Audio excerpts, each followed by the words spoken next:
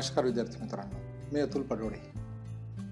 आज आपण इयत्ता 10वीतील इतिहास आणि राज्यशास्त्र यातील जो राज्यशास्त्राचा घटक आहे त्याकडे लक्ष देऊ. तो आज आपण अभ्यासणार आहोत. त्यातलं जे पहिलं प्रकरण आहे ज्याला आपण काय म्हणतो, संविधानाची वाटचाल. संविधानाची वाटचाल हे प्रकरण आपण आजच्या या तासिकेला समजून घेऊ. मागच्या वर्षी तुम्ही इतिहास आणि राज्यशास्त्राचा अभ्यास केला आणि या इतिहास आणि राज्यशास्त्रामध्ये स्थानिक शासन संस्था असेल, भारतीय संविधानातील मूल्य असेल, तत्वज्ञान असेल, शासन यंत्रणा होती किंवा आंतरराष्ट्रीय संबंध असते. म्हणजे स्थानिक शासन संस्था कशी होती, भारतीय संविधानातील जे मूलभूत तत्व आहे ती कोणती आहे, त्यानंतर तत्वज्ञान संविधानाचं कसं आहे, त्यानंतर शासन यंत्रणा कशी राबवली जाते, शासन यंत्रणा कसं काम करते, त्यानंतर भारताचं आंतरराष्ट्रीय संबंध कसे आहेत, याचा आढावा इयत्ता 9वी मध्ये आपण घेतलेला आहे. यावर्षी आपण या इयत्ता 10वीच्या संविधानाची वाटचालमध्ये आपण त्याच्या पुढची पायरी, संविधानाची वाटचाल कशी झाली याचा अभ्यास या प्रकरणात आपण करणार आहोत. विद्यार्थ्यांनो, की आधी आपण जाणून घेऊ की संविधानाची निर्मिती कशी झाली. की घटना समितीचे अध्यक्ष आपल्याला दिसतात, डॉक्टर राजेंद्र प्रसाद होते. मसुदा समितीचे अध्यक्ष डॉक्टर बाबासाहेब आंबेडकर होते. घटना समितीची स्थापना केव्हा झाली तर 29 ऑगस्ट 1947ला घटना समितीची स्थापना झाली. त्यानंतर राज्यघटना केव्हा तयार झाली तर 26 नोव्हेंबर 1949ला भारताची राज्यघटना तयार झाली. त्यानंतर राज्यघटना अंमलात केव्हा आणली तर 26 जानेवारी 1950ला राज्यघटना अंमलात आली. आपल्याला दिसते की 26 नोव्हेंबर 1949ला भारताची राज्यघटना तयार झाली आणि आपल्या संसदेने ते स्वीकारलेली आपल्याला दिसते. मित्रांनो, तुमच्या मनात प्रश्न निर्माण झाला असेल की संविधानाची निर्मिती म्हणजे संविधान लिहून तयार 26 नोव्हेंबर 1949ला झालं होतं, परंतु लागू केव्हा झालं 26 जानेवारी 1950ला लागू झालं. मग हा 2 महिन्याचा कालावधी या घटनेमध्ये का आहे? हा 2 महिने संविधान लागू करण्यासाठी वाट का पाहिली? 26 नोव्हेंबर नंतर 1 डिसेंबर आली, 25 डिसेंबर आली, 1 जानेवारी आली. मग हेही दिवस सोडून 26 जानेवारीचा मुहूर्त आपण का पाहिला? विद्यार्थ्यांनो, तो मुहूर्त नव्हता, त्याचा विशिष्ट असा संदर्भ आहे. त्याचा संदर्भ असा की 26 जानेवारी 1930ला, काळजीपूर्वक ऐका, 26 जानेवारी 1930ला लाहोरला राष्ट्रीय सभेचं अधिवेशन भरलं होतं आणि त्या अधिवेशनाचे अध्यक्ष पंडित जवाहरलाल नेहरू होते. आणि तेव्हा सर्वात प्रथम संपूर्ण स्वराज्याची मागणी ज्याला म्हणतो आपण, त्याच्या आधी आपण कधीही संपूर्ण स्वराज्याची मागणी केली नव्हती. पण 26 जानेवारी 1930ला प्रथमतः संपूर्ण स्वराज्याची मागणी आपण केली. त्या घटनेचा संदर्भ या ठिकाणी आहे. म्हणून भारतानं संविधान केव्हा लागू केलं तर 26 जानेवारी 1930ला. हा जो संविधानाचा जो उद्देश आपल्याला दिसतो, संविधान जे लिहिलं गेलं, यामध्ये स्वातंत्र्य, समता, बंधुता आणि न्याय. कारण भारतामध्ये अनेक जातीचे, अनेक धर्माचे, अनेक पंथाचे लोक राहतात. मग आपल्या संविधानाचा उद्देशच तो आहे, स्वातंत्र्य, समता, बंधुता, न्याय. सोबतच महत्वाचं ते दिसते ते म्हणजे 41वी घटना दुरुस्ती. 41व्या घटना दुरुस्तीनुसार भारत धर्मनिरपेक्ष राज्य आहे, धर्मनिरपेक्ष गणराज्य निर्माण केलेलं आपल्याला दिसते. 26 जानेवारी 1950 नंतर संविधानाचं जे स्वरूप आहे, जे महत्वाचे बदल आहे किंवा सामाजिक न्याय व समानता प्रस्थापित करण्याच्या दिशेनं केले गेलेले जे प्रयत्न आहेत 26 जानेवारी पासून तर आजपर्यंत त्याचा अभ्यास आपल्याला यावर्षी करायचा आहे, या प्रकरणात करायचा आहे. हा अभ्यास करत असताना आपल्याला पुढील जे 3 मुद्दे आहे त्या मुद्द्यांचा या ठिकाणी अभ्यास करणं फार गरजेचं आपल्याला दिसते.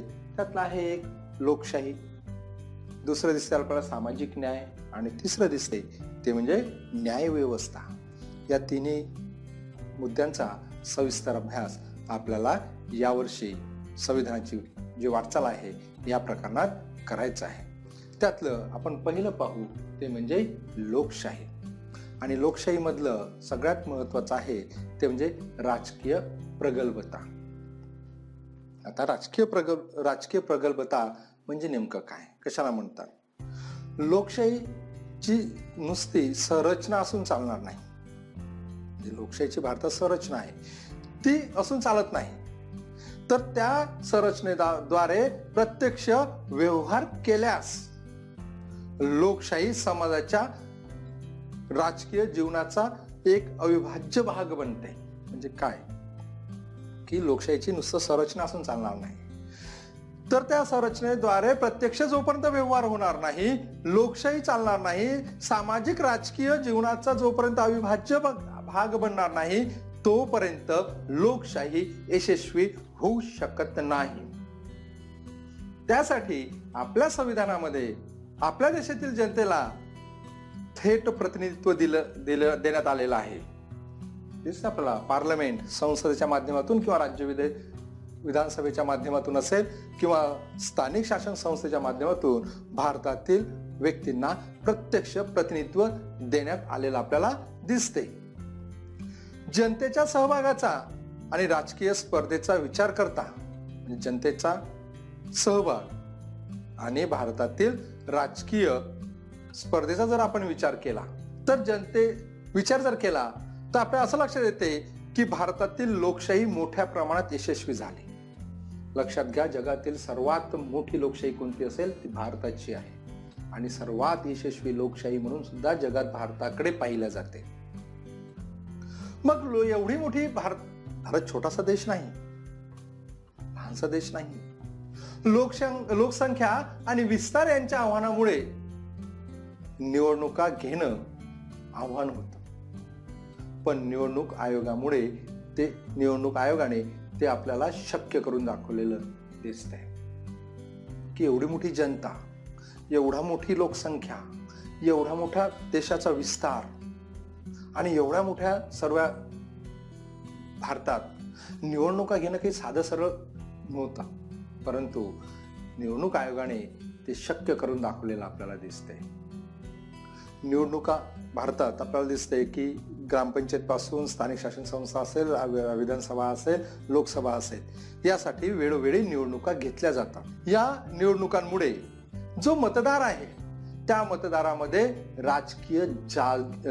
राजकीय जाणीवा प्रगल्भ होताना आपल्याला दिसते. आणि ही राजकीय जाणीवा कशामुळे प्रगल्भ झाल्या तर या निवडणूक प्रक्रियेमुळे प्रगल्भ झालेल्या आपल्याला दिसते. आपल्याला दिसते की निवडणुकी दरम्यान समोर येणारे जे काही मतदार आहे किंवा येणारे जे काही सार्वजनिक धोरण आहे किंवा जे काही प्रश्न असेल, हे भारतीय मतदार या प्रश्नाबाबत भूमिका घेताना आपल्याला आज दिसते आहे. त्यानंतरचं महत्वाचं आपल्याला दिसते ते म्हणजे मताधिकार. मताधिकार हे सुद्धा अत्यंत महत्वाचं आहे. भारताच्या संविधानात मताधिकाराबद्दल स्पष्ट उल्लेख आहे, काही नियम आहे. भारतात जन्मलेला म्हणजे जन्माने भारतीय असलेला आणि वयाची जी काही अट असेल ते ज्या व्यक्तीनं पूर्ण केली असेल त्याला मतदाराचा अधिकार मिळतो. भारताने प्रौढ मताधिकाराची तरतूद केलेली आपल्याला दिसते. या तरतुदीमुळे सर्वांना समान मताधिकाराचा अधिकार देण्यात आलेला आहे. तर मतदाराचं जे वय होतं ते पूर्वी 21 वर्ष पूर्ण झालेल्या व्यक्तीला मतदार म्हणून मतदान करता येत होतं. नंतरच्या काळात आपल्याला दिसते की त्यात सुद्धा बदल करण्यात आला आणि बदल करून वयाची अट 18 वर आलेली आपल्याला दिसते. या लोकशाही व्याप्तीमुळेच जगातील सर्वात मोठी यशस्वी लोकशाही म्हणून जगात आज भारताकडे पाहिलं जाते. तर राजकीय स्पर्धेचं स्वरूप त्यामुळे बदलत गेलेलं आपल्याला दिसते.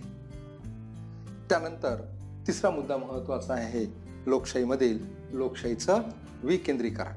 संविधानाचे जे मार्गदर्शक तत्व आहे त्या मार्गदर्शक तत्वामध्येच सत्तेच्या विकेंद्रीकरणाची तरतूद केलेली आहे. आणि सत्तेचं विकेंद्रीकरण हे लोकशाहीचा गाभा आहे. कारण विकेंद्रीकरणामुळे सत्तेच्या गैरवापराला आळा मिळतो. सत्तेच्या विकेंद्रीकरणामुळे स्थानिक शासन संस्थेपासून ते संसदेपर्यंत जे प्रत्येक प्रतिनिधी आहे त्यांना विशिष्ट अधिकार देण्यात आलेले आहे. प्रत्येकाला संधी दिलेली आहे, शिकण्याची संधी दिली आहे, काम करण्याची संधी दिली आहे. प्रत्येकाला संधी, कोणीही सुटलं नाही. प्रत्येकाचे अधिकार वेगवेगळे आहेत, प्रत्येकाचे अधिकार विभागून दिलेले आहे. त्या अधिकारामध्ये कुठेही सरमिसळ झालेली आपल्याला दिसत नाही. आणि हे कशामुळे शक्य झालं तर फक्त आणि फक्त लोकशाहीच्या विकेंद्रीकरणामुळे ही गोष्ट शक्य झालेली आपल्याला दिसते. या सत्तेच्या विकेंद्रीकरणामुळे जसं मी तुम्हाला सांगितलं की स्थानिक शासन संस्थे ते लोकसभेपर्यंत जनतेला सत्तेत सहभागी होता येते. प्रत्येकाला संधी मिळते. मी तुम्हाला सांगितलं एवढंच नाही, नुसतं संधी मिळतेच असं नाही, तर स्थानिक शासन संस्थेला सुद्धा पुरेसे अधिकार दिलेले आपल्याला दिसतात की ज्या माध्यमातून त्यांना आपले अधिकार वापरून काम करण्याची, आपलं कर्तृत्व दाखवण्याची संधी एक प्रकारे उपलब्ध होते. नंतर महत्वाचं की 73 आणि 74वी जी घटना दुरुस्ती आहे, या घटना दुरुस्तीमुळेच या स्थानिक शासन संस्थेच्या अधिकारात किंवा त्याला मान्यता दिलेली आपल्याला दिसते. म्हणून भारतीय लोकशाहीचं हे एक वैशिष्ट्य ज्याला म्हणू आपण की लोकशाहीचं विकेंद्रीकरण. त्यानंतर अधिक महत्वाचा मुद्दा आहे तो म्हणजे काय, माहितीचा अधिकार. माहितीचा अधिकार कशासाठी देण्यात आला तर नागरिक, जे भारतीय नागरिक आहे यांचं सक्षमीकरण व्हावं या उद्देशाने माहितीचा अधिकार आपल्याला देण्यात आला. एवढंच नाही तर शासन आणि नागरिक यांच्यातील जे अंतर आहे ते कमी करावं, जनता आणि शासन यांच्यामध्ये संवाद व्हावा, हेही त्यामागचं उद्दिष्ट असलेलं आपल्याला दिसतंय. प्रशासनातील जे पारदर्शकता आहे आणि जे उत्तरदायित्व आहे हे सुद्धा वैशिष्ट्य प्रत्यक्षात आणणे हा उद्देश माहितीच्या अधिकाराचा आहे. प्रशासनात पारदर्शकता असावी, प्रशासनात काय नेमकं कसं चालतंय हे जनतेला कळावं, प्रशासन हे उत्तरदायी असावं, जनतेला त्याला उत्तर द्यावंच लागेल ही भावना असावी, याच उद्देशाने माहितीचा अधिकार निर्माण केलेला दिसतो. इसवी सन 2000 मध्ये अधिक सुधारणेसह माहितीचा अधिकार लागू करण्यात आलेला आपल्याला दिसतो. एवढंच नाही तर माहितीचा, शिक्षणाचा आणि अन्न सुरक्षेचा सुद्धा हक्क या माहितीच्या अधिकाराने आपल्याला देण्यात आलेला दिसतो. म्हणजे अशा पद्धतीनं आपण संविधानाची वाटचाल पाहत असताना संविधान निर्मिती कशी झाली, कोणी कशी केली, केव्हा झाली, केव्हा लागू केली याचा सविस्तर अभ्यास केला. त्यानंतर जे लोकशाही आहे, लोकशाहीमधील जे राजकीय प्रगल्भता असेल, मताधिकार असेल, बरोबर, लोकशाहीचं विकेंद्रीकरण असेल, माहितीचा अधिकार असेल, याचा सविस्तर अभ्यास आपण या तासिकेला केलेला आहे. यानंतर जेव्हा आपण परत पुढच्या तासिकेला भेटू तेव्हा याच्या पुढचा अभ्यास आपण करू. तोपर्यंत मी आपली रजा घेतो. धन्यवाद.